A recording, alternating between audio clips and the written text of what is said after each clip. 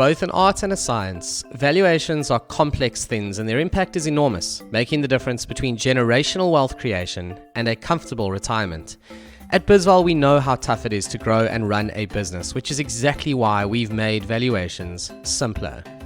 Whether you are using our online tool BizVal Live or reaching out to us for a concierge offering where we spend more time on your numbers and your business and give you detailed feedback, you can be sure that the same techniques being used by professional investors are also being used by us. And with BizVal Bootcamp, we will prepare you for those discussions with investors.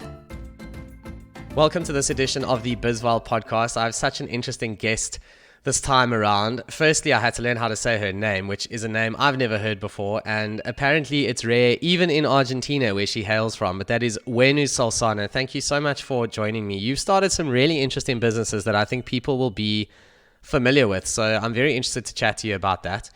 Thank you and welcome to the show, and I think let's get into some of the things you've done. Welcome. Thank you so much. So I'll list a couple. So Galileo, which is the outdoor movies in Cape Town. I think I've been to a lot of them.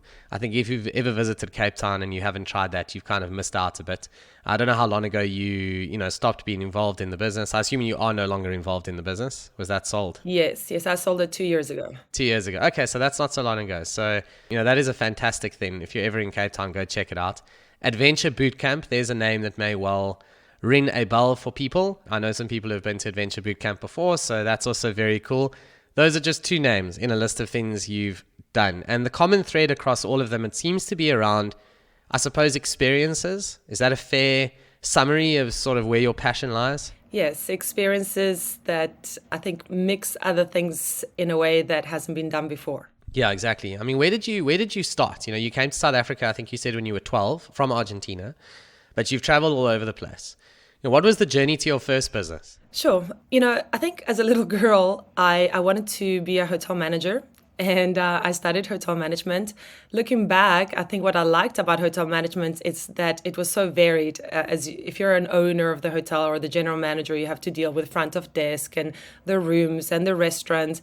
And I liked that variety. And I always said I wanted to be the general manager of a hotel. And I think that came from the fact that I actually enjoy running a business and running different things as a business owner. That you have to sometimes clean the toilet and also serve the guests and also raise funds. And I mean, you really wear all the hats, and that's what I like. And I think after I didn't really put two and two together until I finished studying hotel management. I was living in London and I did all kinds of jobs. I did, you sign up with these agencies where they put you in all kinds of companies, you're a temp. And being a temp was just great. I was experiencing multiple businesses, from lawyers to handing out flyers to all kinds of different companies. And I loved just the variety of it. And I soon discovered that I was quite good at organizing and, getting ideas off the ground. And when I was living in Canada, in 2001, I was there in 2001 to 2005, I just really got the urge to start my own business, which I did. That was my first business in Canada. And having had that experience of being a business owner and, curating your own hours and basically doing whatever you want, with the risk and reward that entails, I was hooked. I mean, I never had a job after that. It was just not in my nature. And I've done many businesses since, yeah. Yeah, I think if it's in your blood, it's in your blood. And I think the lesson there is it almost doesn't matter what your current job is. If it's in your blood, you will learn something from that job that you will apply to your own business one day. I remember it was much the same for me. I didn't do as many different things as you did. I followed a way more structured path. You study finance, you become a chartered accountant, you do your articles, but you can still observe around you all the time. How does this business work? And I found that was always how I used to think. I'd go to a restaurant and I wasn't just looking at the decor. I'd think, oh, that's interesting. I wonder how much that costs. Or, I wonder if this business is actually working. I also always had a fascination with hotels for some reason. I don't know why. There's just something about the service industry. I do understand the appeal. There's something cool about making people happy. Maybe that's what it is. I think also, I've traveled a lot, really. I think I don't know how many countries, but close to 50.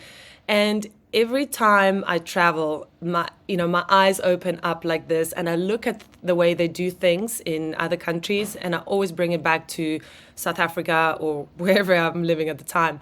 And I go, wow, we don't have this back home. This would be so cool. I mean, just now I was in Argentina, and in the park there was this lady with these easels, and the kids would come and paint, color in a drawing of, say, Paw Patrol or something like that. And I just looked at it, and it was full of kids. It was pretty easy. I mean, I literally took photos. I wrote everything down. I did the calculations, and I was like, this could definitely work in certain places. And so there it is. I mean, I've got a little folder with my easel painting for kids idea, and I've got a few of those, and that's just from traveling. And honestly, if I had time, I would start many more. I just think it's fun. It is fun. Building from zero is a lot of fun. And actually in businesses, right, there are people who go from zero to a product, and then you almost need to hand it over or you'll break it. I don't know if that's a fair, because I'm the same. Like at some point you almost need to say, okay, I either have to do something new now or, I don't know, because the worry is, okay, I'm going to break this thing because I'm going to get bored. I'm going to try something different and it's going to be wrong. And it takes a lot of maturity to know when to hand it over, right? Yes, I think I've been told that I'm a bit of an all-rounder because I also enjoy managing it. Like once I get it up and running, I do enjoy fine-tuning. There's always a fine-tuning that you can do, right? I mean, look, I had Adventure Bootcamp for 11 years and I had the Galileo for 9. And both of those, I would say the last 2 years of each, I was thinking, oof, okay, I need to sell now because now I've plateaued in terms of my learning. And, also you run out of energy. I mean, 11 and 9 years is a long time. You eventually run out of energy. That passion that you had, which you have because you're learning and growing and you're putting ideas into place.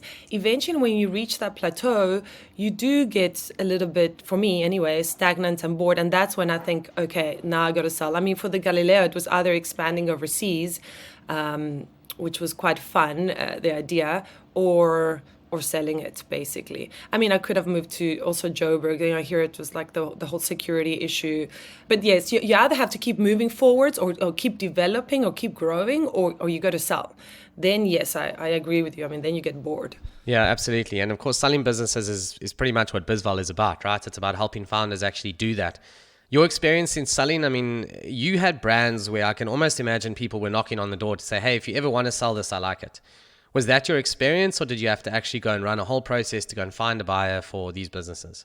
For the Galileo, I had a couple of people ask before I was ready, which was quite nice. I think they were, I don't know how serious they were about it, but certainly, you start thinking, okay, well, this wouldn't be that hard to sell. It's in the public eye. A lot of people know about it. For Adventure Bootcamp, I don't think I had that. It was very interesting selling both businesses. And by the way, I think it's amazing what BizVal is doing. And also in terms of just helping people value their businesses, I think it's super, super valuable to have your business valued when you're not ready to sell it.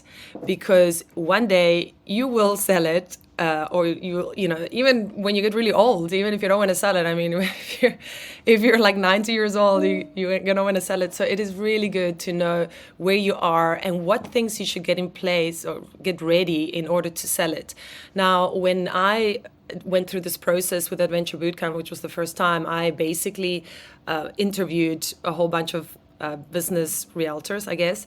And I got a lot of information from them about the process and what things buyers look for, what things you need to have in place. And I have to say my business was pretty clean, especially when it comes to accounting records.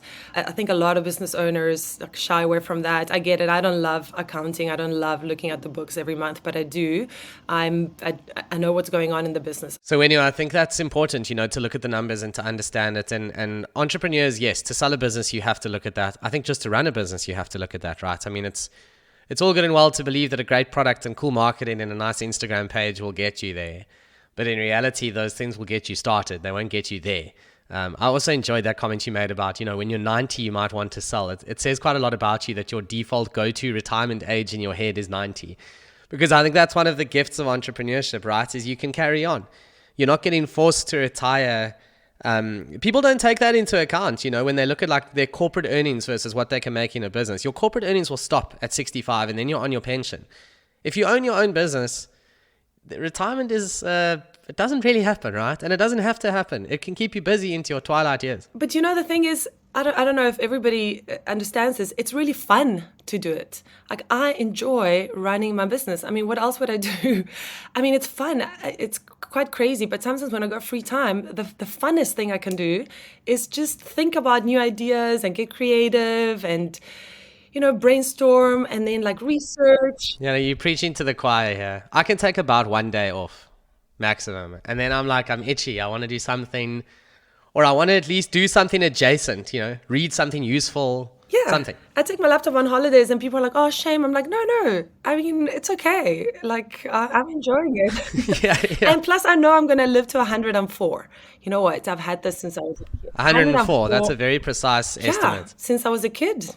So now it's in my head. And you know what? What you believe becomes reality. So I'm like, okay, I'm going to go with it. 104. I mean, 104 is a good innings. You'll have to do stuff to keep you occupied till then. That's fine. But you are right. Entrepreneurs have fun. The reality is that, let me rephrase that. If you're not having fun in your business, you need to ask yourself some very tough questions. I think that's the point, because then what are you doing? Then you may as well just be in a corporate, right? Because if you're going to hate it anyway, you may as well hate it with certainty and it ends at 5 p.m.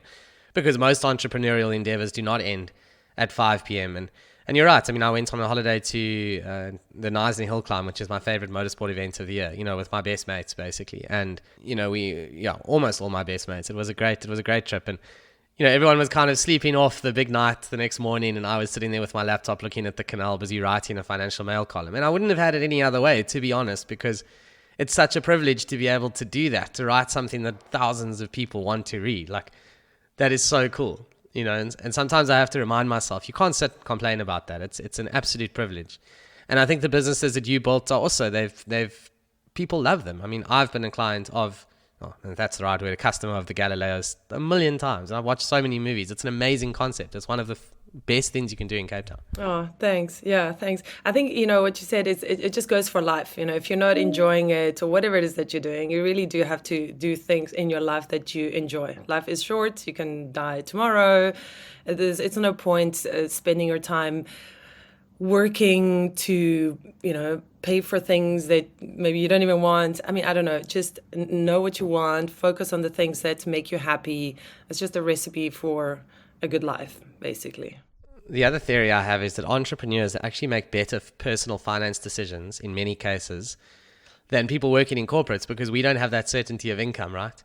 So typically we don't necessarily throw the dice on, here's a brand new super expensive car that I can kind of only just afford, because you just don't know. So that's the other thing that's really interesting. If I kind of look at a lot of friends in corporate, certainty of income is a blessing and a curse.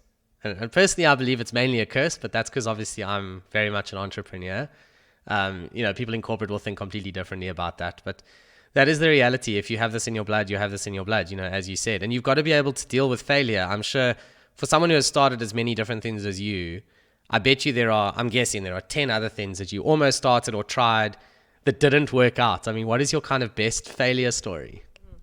Yeah, people always ask me that. I can't say I've got very big failures, but I think what I do is I do the numbers very quickly. I never do a business plan. People go like, do you have your business plan? Well, no, I put things in an Excel sheet. Look, I'm never like overly positive. So I go, okay, let's look at the figures, right? What if we have this, we have that? You just do the numbers. It's really like a matter of putting it in an Excel sheet and being realistic. You might love the idea, but it doesn't mean that everybody else would. You got to be very humble that way. And people get very excited about their ideas and they think, oh my gosh, it's the best idea ever.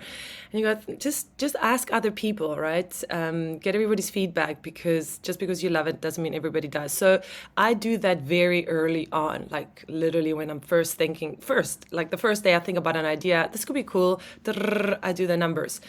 And and those numbers keep being refined. And so I wouldn't say I've got any massive failures. I did have a clothing company that I ran for 2 years, just under 2 years, and I sold it. I just broke even with selling it. I had a lot of stock that I sold. So it wasn't what I'd expected originally. I had big dreams for that, and that didn't really happen. I didn't lose money. I think I've had, a couple of other things. No, I wouldn't say I've lost a lot of money. I mean, touch wood. So I can't say big failures. Oh, that's good. To be able to say that is a win. I mean, the business plan point is interesting. So I had one, I suppose, one startup that did genuinely fail properly. It was the only one. It was the first one that I was involved in. So this was years ago.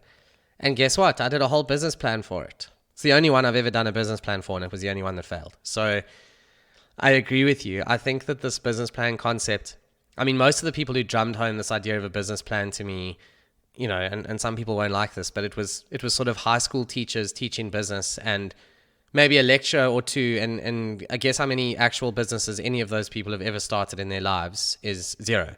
So, the reality is the people teaching business are often the wrong people.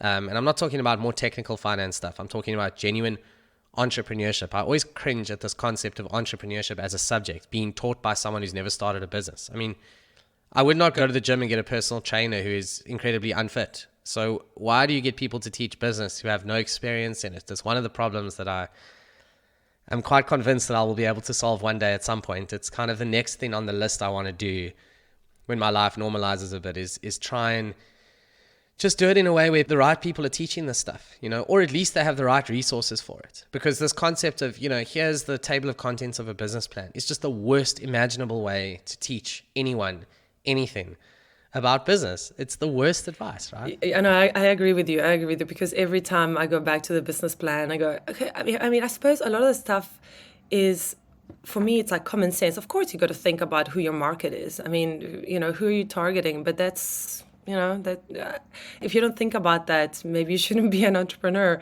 But there's just some obvious things. I think the numbers are important.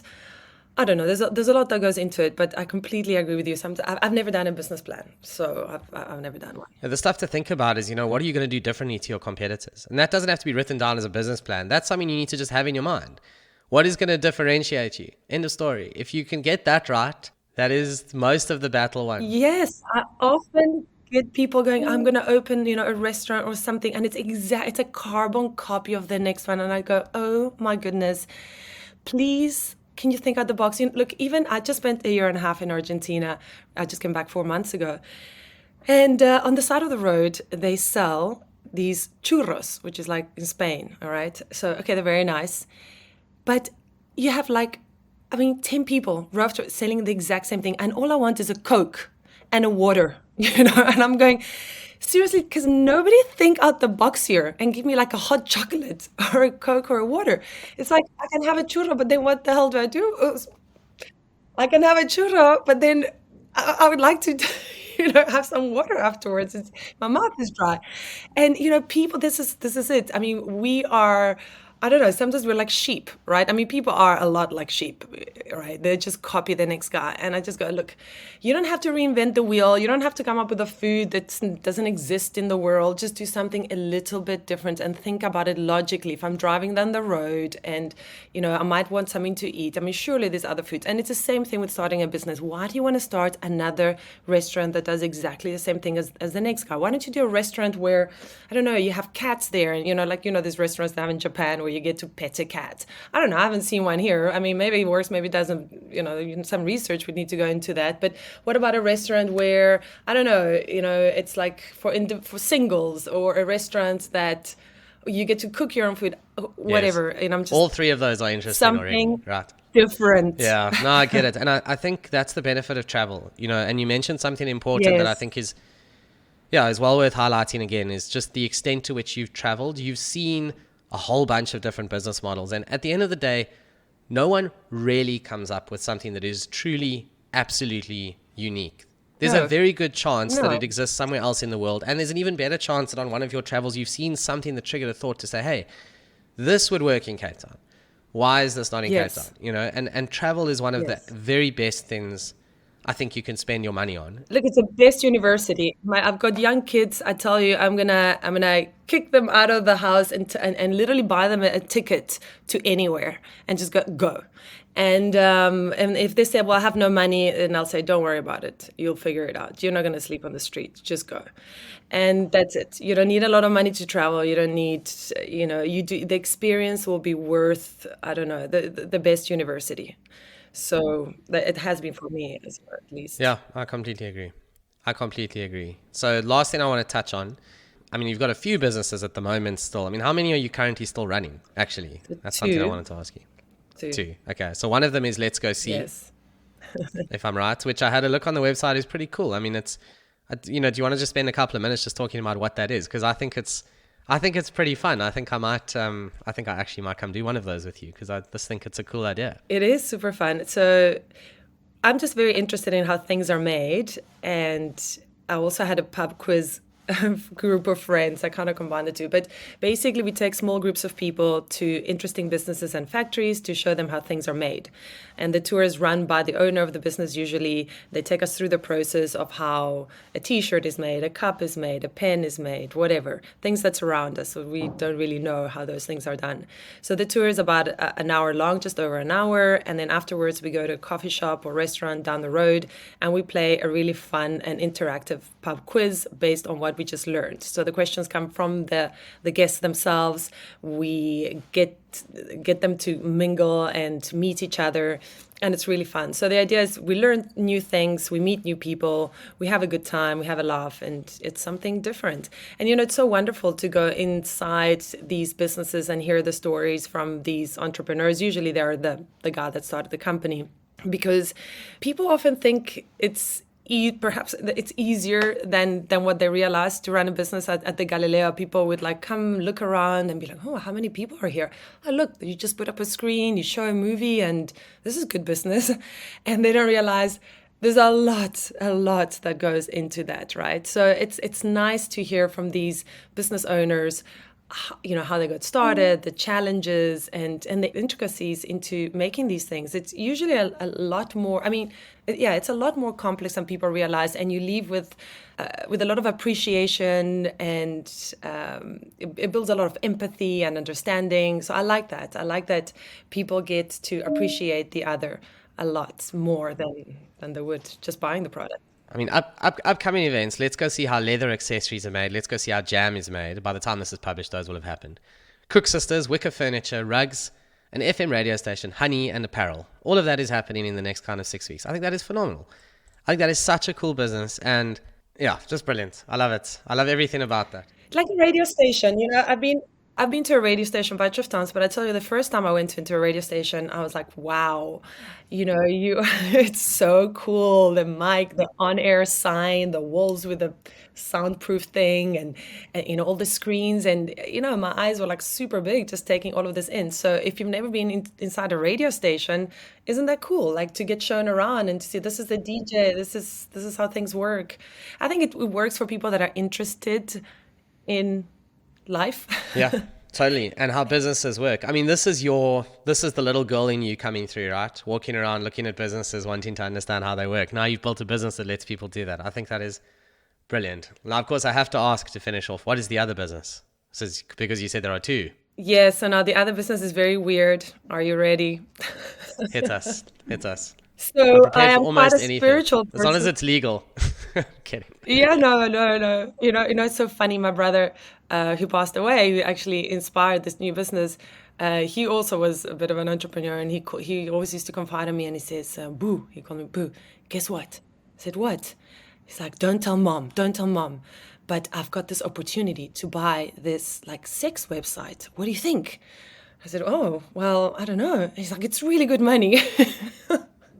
And I'm like, don't tell mom. I'm like, yeah. Okay. We'll just keep this one between ourselves, shall we? So again, no, this one. So actually, this brother of mine passed away 13 years ago, and it really opened up this door for me into the spiritual world. And I've been doing lots of things in this arena, I guess, from meditations to yoga to different courses. And one of those things is channeling. Channeling is. So channelers are people who are able to connect to energies and entities that we can't see and have these speak through them. It's not necessarily deceased people. Those are called mediums. So mediums will speak to deceased people. Channelers speak to angels, extra-dimensional beings, spirit guides, your higher self, like groups of consciousness. It's very complicated because obviously as human beings, we only know what we can sense with our five senses. So So these people exist all over the world. There's very many of them, and when you have a session with them, you're speaking directly with the entity or the energy, and so they already do it. And what I'm doing is I'm doing a platform called Oracle. It's ORYKL, and it's like the Airbnb of channelers. So the channeler has their own page, so video, price, calendar, booking, and they can book a session. Automatic emails get sent out. You have your session, gets recorded, and it's very beneficial. I find, I've been researching this for many, many, many years. Just the information that comes through, it doesn't really matter so much where it comes from. The information that comes through is really valuable to us because they explain the nature of reality, who we are, and how we can lead the best life possible. And I think it's a very worthwhile cause to do. I mean, I always said my next business had to be to help the world, and I believe that this is it. I believe this is what I came to Earth to do. I know it's like a big thing to say, but I do. Hey, I get that. If you can find whatever your purpose is in life, that's cool. I'm doing what mine is, what I think it is. So I get it, and that is very interesting. And that is another example of you doing something that is interesting and different and out of the box. And that, I think, is the biggest lesson from you, is do the stuff that comes naturally to you. And that's certainly what I've taken from this. It doesn't matter what that is. It doesn't matter what your own interests are in life. Just, if you don't like restaurants, don't go and invest in a restaurant. Please, just don't do that to yourself. No, you hit the nail on the head. And when people say, everybody has their gift, we really do. So you got to go, what am I really good at? Like you, for example, you're obviously very good at doing this. You love finance, you like business, you like talking to people, you like doing these podcasts. That's what you're good at, and you will be successful at it. Like you are successful at it. So people are very conditioned with society, what their parents and school and other friends, and the pressure with the Joneses next door. Like you really need to like slow down, like take some time off and go, okay, what do I love? What am I good at? What are my gifts? And put it all together in a package that's unique, because I promise you, everybody is so unique. And, and it's just, you're going to have a happier life. So yeah, I think that's really what Oracle's all about as well. It's just like helping people find that purpose. And and I think you're inspiring people through this podcast as well to do that. Thank you. We're certainly trying. So I'll leave you with the thing that I read that led to the start of the Finance Ghost. It was a Tim Ferriss article on his interview with Scott Adams, who started the Dilbert cartoon. And he talks about the Dilbert principle. I don't know if you remember the Dilbert cartoons, the little chubby guy who works in the office with the little round glasses, back when people were still reading newspaper cartoons, right? And he interviews the guy who started, and he basically says, how did you get to this point? And he said, well, at the end of the day, he felt that he was a little bit funny, but he wasn't funny enough to really become a comedian. And he could draw, but he couldn't draw well enough to become an artist. And he was working in a corporate, but he was not good enough to become the CEO. So he was at this crossroads where he was reasonably good at three things, but not outstanding at any one of them in isolation. And he sat down and he said to himself, okay, that's fine. But what is the intersection of those three things? What can I do that uses all three of them that I would be able to do better than any other person I know? And he arrived at, I will draw a funny cartoon about corporate life. And it's an astonishingly simple framework, and one of the most powerful things you will read or hear in your life, because you don't have to be Usain Bolt. You don't have to be the best sprinter in the world. You need to be who you are with your mix of skills, and you need to ask yourself, what does those mix of skills do that no one else can do? And that's how I started the Finance Ghost, because I kind of took the mix of writing, speaking, and my deep finance knowledge in the background that I'd built over the years in investment banking. I didn't know anyone else who could do this, so I did it, and it worked. And it's a really cool framework. So I thought you'd appreciate that, because it seems to be the way you think. I think that's amazing. I love that. Absolutely love that. I wish, I think that for anybody listening to this, go ahead and do that exercise. What you just said, what are the little things that you're good at? Can you put them all together into a unique you business? That's great. We're going to leave it there. I want to give you a sincere thanks for joining me on the show. I've absolutely loved every minute of this. And just keep doing what you're doing. I don't think this will be the last time we chat. I've got a couple of people I want to introduce you to, actually, because I think you're super interesting. But thank you, Huenu Solsona. Thank you so much. People who want to connect with you, LinkedIn, I will say this, go check out Let's Go See Events. I think that's such a rad business. I'm going to go and do some of that. But if people want to connect with you, is LinkedIn the right spot? Oh my gosh, you know what? I'm 45. I'm not catching up to all the social media. I even struggle with Instagram. I mean, you can't find another Huenu Solsona on Facebook. I'll reply. Send me a message there. My LinkedIn profile is there, but oh, I'm just there's too much going on. Kids, business, you know. Yeah. But I'm on there. No, trust me, I understand. Fantastic. Thank you so much for joining, and we will do this again, I'm sure. Thank you so much. Thank you. Ciao.